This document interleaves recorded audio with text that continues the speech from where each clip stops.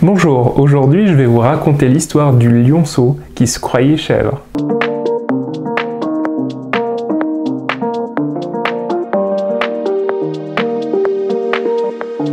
Un jour, il y a très longtemps de cela, un berger trouva un lionceau abandonné au fond d'un trou. Pris de pitié pour lui, il le rapporta chez lui, le nourrit au lait de chèvre et le fait grandir parmi ces dernières. Avec le temps, le petit lionceau imita les chèvres dans leur façon de se déplacer, de manger et de boire. Il finit même par croire qu'il était une authentique chèvre. Les chèvres, ainsi que tous les autres animaux de la bergerie, l'avaient accepté et vivaient en parfaite harmonie avec lui. Mais malgré cela, le petit lionceau était toujours triste car il ressentait sa différence et se croyait inférieur. « Je n'ai pas de cornes et je n'ai pas de sabots », se dit-il. « Je ne produis ni lait ni laine », ajouta-t-il d'un air déprimé. « Et par-dessus tout, je suis trop grand et je tombe souvent malade quand je broute de l'herbe. » Un mal-être commença alors à s'installer petit à petit en lui. Un mal-être qui persista malgré toutes ses tentatives d'adaptation. Le pauvre avait même pris l'habitude de se travestir en chèvre en mettant tout le temps des bouts de bois sur sa tête en guise de cornes.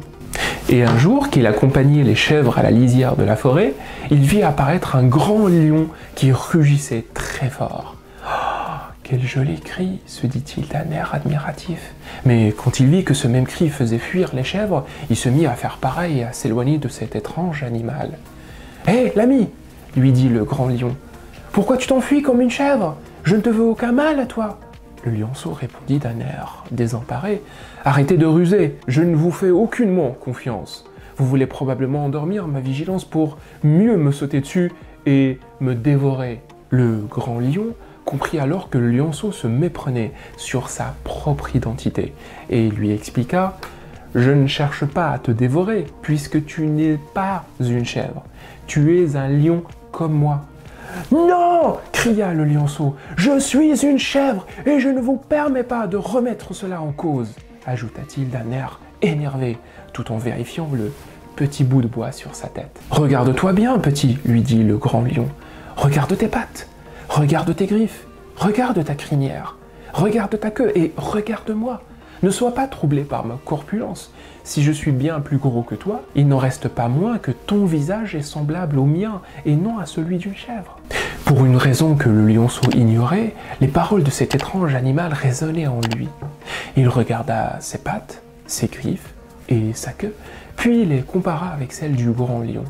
Et quand il vit la ressemblance, il se mit à trembler et son rythme cardiaque s'accéléra.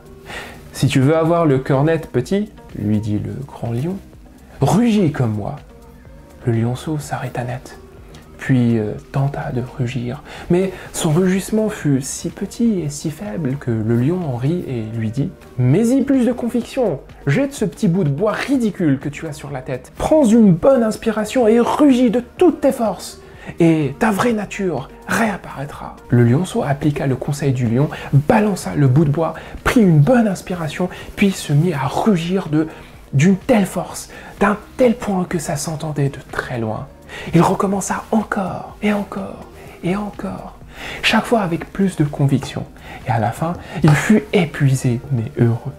Heureux d'être enfin lui-même.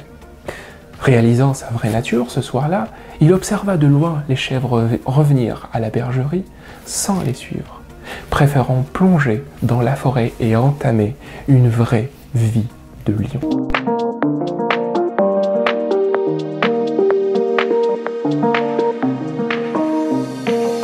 Premier point d'analyse, ne jamais vous comparer aux autres et toujours rester authentique avec les autres et avec vous-même. Dans cette histoire, par un concours de circonstances, le lionceau grandit au milieu des chèvres et finit non seulement par se comporter comme elles, mais par se voir inférieur à elles, sur la base de comparaisons mal posées. Il est triste de ne pas avoir de cornes, de ne pas produire de lait ou de ne pas donner de laine.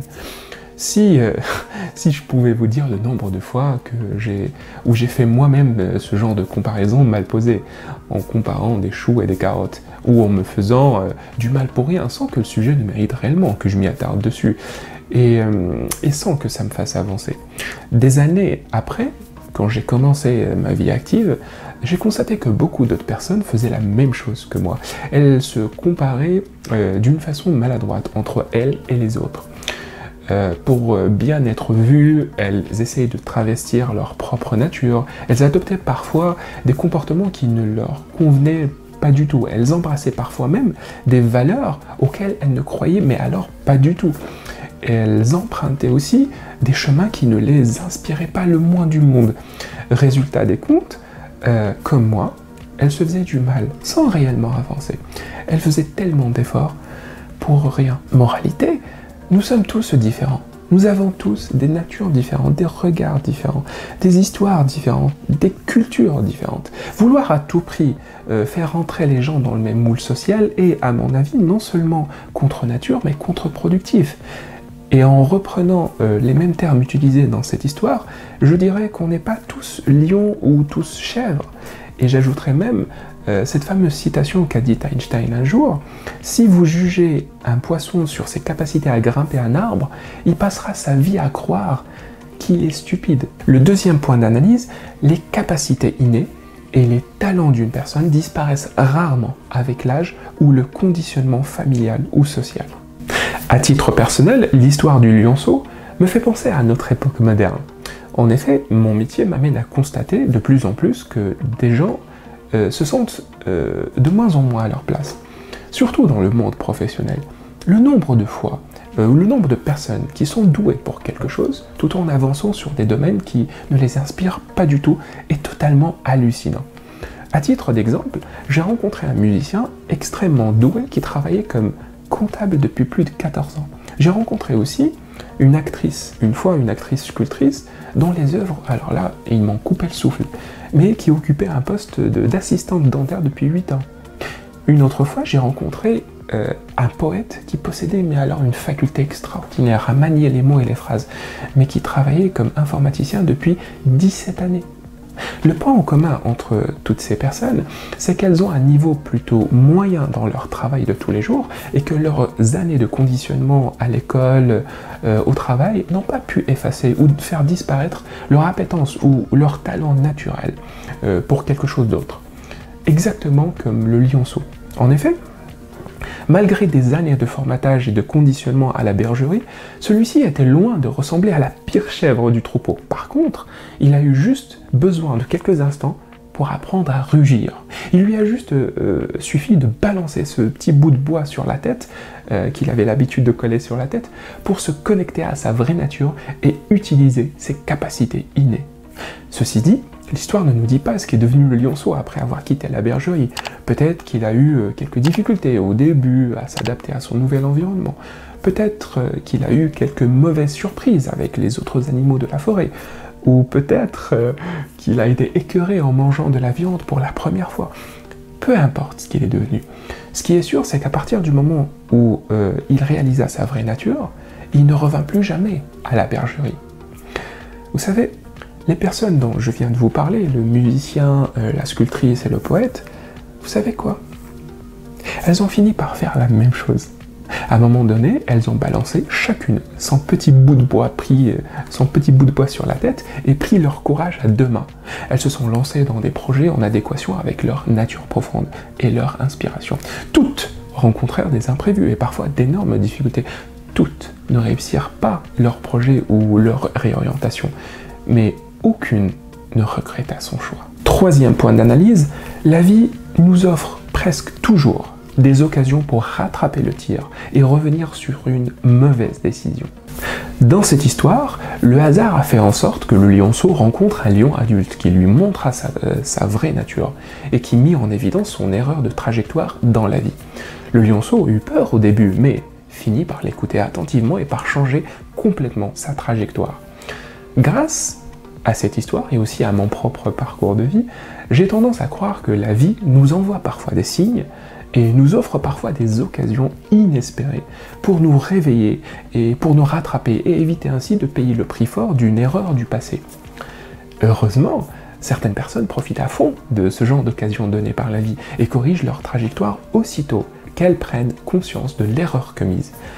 Mais malheureusement, beaucoup d'autres vont laisser passer ces occasions et s'entêtent à continuer sur un chemin sans issue, pour parfois une histoire de peur de l'inconnu ou d'orgueil mal placé. En résumé, cette histoire me fait comprendre que pour avancer dans la vie, il faut avoir 3 choses. Premièrement, une bonne dose d'humilité pour admettre ses propres erreurs. Deuxièmement, une écoute sincère de ce que peuvent dire les autres, conseils, feedback, etc. Et troisièmement, un courage héroïque pour corriger sa trajectoire et se lancer dans l'inconnu. Voilà, nous arrivons à la fin de cette analyse et je vous remercie de m'avoir suivi. N'hésitez pas à me laisser en commentaire vos retours, vos remarques et pourquoi pas d'autres points d'analyse auxquels j'aurais peut-être pas fait attention. Si vous avez besoin d'échanger sur un autre sujet ou d'être accompagné, n'hésitez pas à me contacter ou à aller faire un tour sur mon site web. Cela vous permettra d'avoir plus d'informations sur moi et sur ce que je propose comme service.